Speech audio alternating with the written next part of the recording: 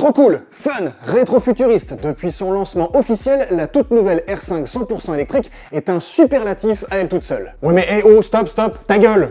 On va se calmer 2 minutes sur cet océan de positivisme. Tout le monde l'a vu, tout le monde l'a décortiqué, tout le monde l'a adoré, moi y compris d'ailleurs. Mais personne ne l'a encore essayé. Et surtout, pas grand monde ne s'interroge sur quelques points techniques ou quelques choix technologiques qui ont été faits sur cette R5 e-tech. Du coup, bienvenue sur En Roue Libre, moi c'est Martin, et dans cette vidéo, je te propose de mettre un peu de raison dans ce lancement très passionné de la toute nouvelle R5 100% électrique en pointant du doigt ces 5 défauts potentiels. Premier défaut, le prix, ou plutôt l'absence de prix. Bon, c'est vrai, c'est pas rare que quand une voiture est lancée par une marque, on n'a pas tout de suite à disposition l'intégralité des tarifs, mais si on a une vague idée du prix de base de chez de base des premières versions les plus dépouillées, les plus petites en termes de batterie et de motorisation, aux alentours de 25 000 €, aux alentours, on n'a aucune idée du tarif de lancement, donc des plus grosses finitions, que ce soit techno ou iconique, moyenne ou haut de gamme, surtout avec la plus grosse batterie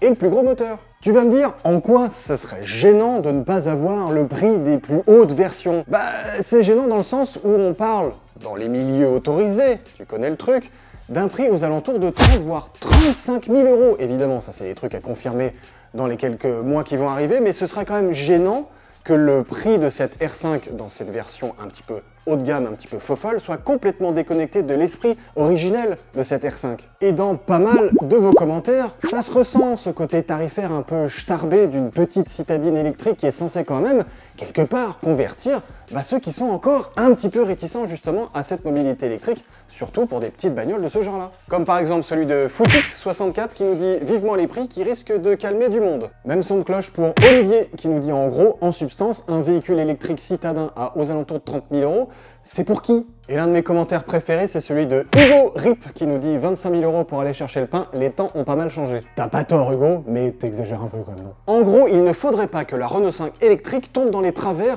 de la Mégane E-Tech par exemple, ou même de la Honda i, c'est-à-dire des voitures hyper prometteuses mais qui se prennent d'un seul coup le mur de la réalité tarifaire, BAM, en pleine face. J'aurais tendance à dire que 30 000 € c'est le grand maximum pour les versions les plus cossues de cette R5 électrique, et déjà même 25 000 € pour la grande majorité d'entre vous, c'est quand même déjà beaucoup. Du coup, en ne communiquant quasiment aucun prix, en restant hyper vague sur sa gamme tarifaire, j'ai peur que Renault se tire déjà une balle dans le pied parce que oui, la R5 électrique, elle va être attendue au tournant sur son tarif, et qu'on le veuille ou non, c'est quand même le facteur clé d'une décision d'achat finale du client, de toi.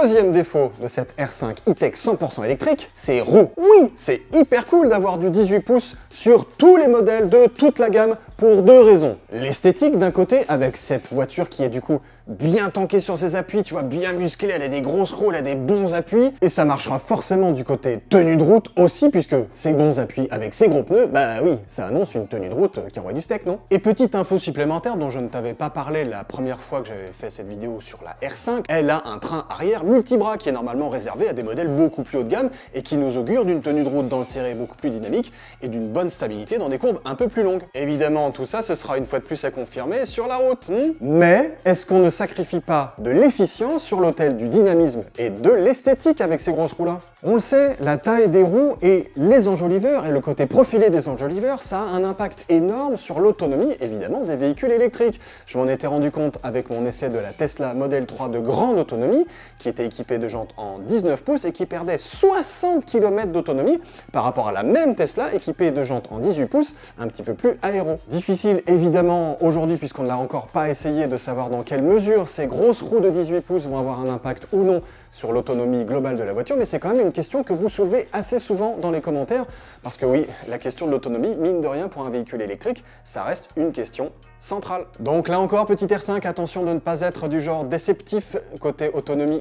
Troisième défaut, les capacités de charge de cette R5 e-tech. Là encore, vous avez été très nombreux et nombreuses en commentaire à pointer du doigt les choix technologiques et techniques de recharge en particulier de cette R5 e-tech, et vous avez posé 2 questions qui me paraissent hyper pertinentes. Première question, pourquoi est-ce qu'il n'y a pas de charge en courant continu sur tous les modèles de cette R5 e-tech qui va quand même sortir en 2024-2025? Ça, c'est typiquement ce que me dit Footix64 qui me dit, en gros, je lis le commentaire, gros carton rouge à Renault encore une fois, qui continue sa politique débile de ne pas mettre de CCS sur toute la gamme. J'avoue, Je suis un peu d'accord avec lui. C'est quand même dommage que le plus petit moteur de 95 chevaux ne dispose que d'une charge en courant alternatif, et même pas de possibilité d'option d'une charge en courant continu. Pour une voiture qui se veut moderne, rétro-futuriste et tout le tralala, ça la fout mal, non? D'autant qu'entre nous, une Dacia Spring propose ce genre de combo CCS de petite charge, certes de 22 kW si je ne dis pas de bêtises, mais c'est quand même proposé chez Dacia. Deuxième question liée à ces capacités de charge de cette Renault 5 e-Tech, est-ce que sur le plus gros moteur et la plus grosse batterie, une charge en DC de 100 kW en crête, c'est suffisant ou pas? Bon, c'est sûr que la R5, elle n'est pas taillée pour faire des longues distances dans tous les sens, mais on est quand même en droit de se dire qu'on va pouvoir parcourir 400, 500, 600 km sans passer 3 plombes à la pompe et sans se galérer comme des foufous, non? À première vue, j'aurais tendance à dire que 100 kW pour ce genre de petite voiture-là, c'est suffisant pour quand même se dire qu'on va pouvoir justement faire ce genre de trajet-là de 500, 600 km sans y passer 3 plombes à la pompe. Et d'autant plus que la plupart des citadines de ce genre-là, type i208, la crête c'est aux alentours de 100 kW. Par exemple, la Honda i c'est pareil. Ah oui, non, pardon, la Honda i c'est pas pareil, c'était 46 kW en crête. Sauf qu'une fois de plus, c'est pas la puissance maximale en crête, c'est plutôt la courbe de charge qui sera le juge de paix pour savoir si 100 kW sur cette batterie-là, sur les plus grosses versions de la R5 e-Tech, ce sera suffisant ou pas pour faire, on va dire, un petit peu plus de longue distance facilement. Le vrai truc, c'est que je n'ai très sincèrement pas envie de revivre le même problème que j'avais eu avec la Mégane e-Tech, qui avait l'air taillée pour la longue distance avec ses 130 kW en crête sur les plus hautes versions, et qui s'était avéré lors d'un long road trip de plus de 1600 km que j'avais parcouru à son bord, bah pas si ouf que ça. Donc vraiment, j'ai pas du tout envie de revivre ça avec la R5 e-Tech. Quatrième défaut, est-ce qu'elle en fait pas un peu trop cette R5 là? Elle est bourrée de clins d'œil et de design à son passé glorieux. Les feux arrière façon Super 5, la grille d'aération muée en témoin de charge, les sièges de la turbo, même le matelassé de sa console centrale. Mais est-ce que tout ça, c'est pas un peu trop quoi? Typiquement, j'ai un bon copain sur Twitter l'autre jour qui m'a dit « Eh gars, c'est plus des clins d'œil là, c'est une crise d'épilepsie. » Et j'avoue que plus je regarde cette R5 e-Tech dans le détail, plus j'ai tendance à être d'accord avec lui.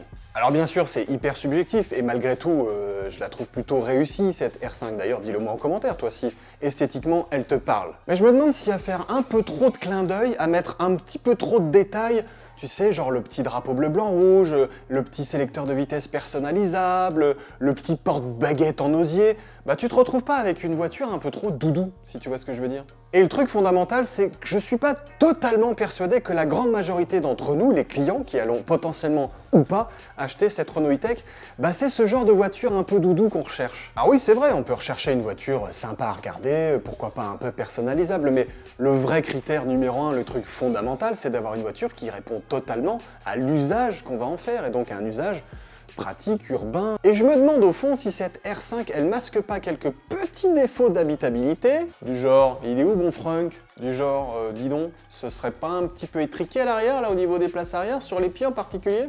Je me demande aussi si tout ce petit décorum hyper sympa, il masque pas quelques défauts inhérents à une voiture électrique qui devrait pas exister, en fait. Du genre, il est où mon frein régénératif que je peux gérer avec des palettes, parce que là, juste le mode B, c'est quand même un peu léger, non? Et ce défaut potentiel d'une voiture un petit peu trop doudou, qui se la pète un peu trop d'un point de vue esthétique et dans les détails, il est résumé par ce commentaire de Matt7306 qui nous dit en substance, c'est ce que je dis depuis hier, beaucoup vont déchanter quand ils auront compris que Renault a juste sorti une belle voiture. Écoute-les tous, waouh, elle est belle! Mais hé les gars, on n'achète pas du Solido. J'avoue, Matt, t'as pas tort. Et c'est vrai que dans quelques mois, peut-être que nombre d'entre nous, dont je fais partie, vont déchanter, mais ça, eh ben, on le saura quand on fera rouler cette R5 e-Tech. Mets ton commentaire, il est plutôt juste. Cinquième défaut, pourquoi ne proposer cette Renault 5 électrique justement qu'en motorisation 100% électrique? Je sais, cette question elle peut paraître complètement idiote, pour pas dire complètement conne, puisque cette Renault 5 électrique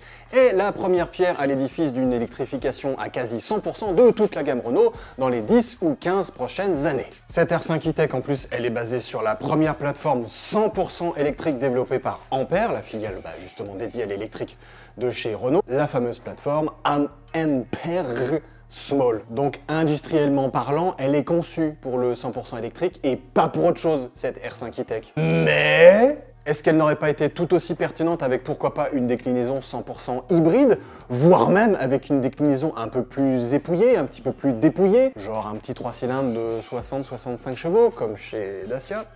Bref, vous l'aurez très bien compris je crois, cette hype généralisée autour de la R5 e-Tech ne doit pas faire oublier une chose fondamentale, ce sont vous, les futurs utilisateurs, et donc le vrai quotidien quand on va rouler avec cette R5 qui vont faire ou non son succès. Et comptez sur moi dans les prochains mois pour vous proposer un, voire plusieurs essais longue distance avec cette R5 e-Tech pour la mettre vraiment face à la réalité du terrain. En attendant, continuez de réagir à tous les essais que je vous propose parce que oui, je lis tous vos commentaires et j'essaie de répondre à la grande majorité d'entre eux. C'est hyper important pour moi, ces échanges qu'on a. Et puis au passage, n'oubliez pas qu'il y a toujours la vidéo du reveal de la R5 si vous ne l'avez pas vue, hein. Je vous la remets par ici. Là.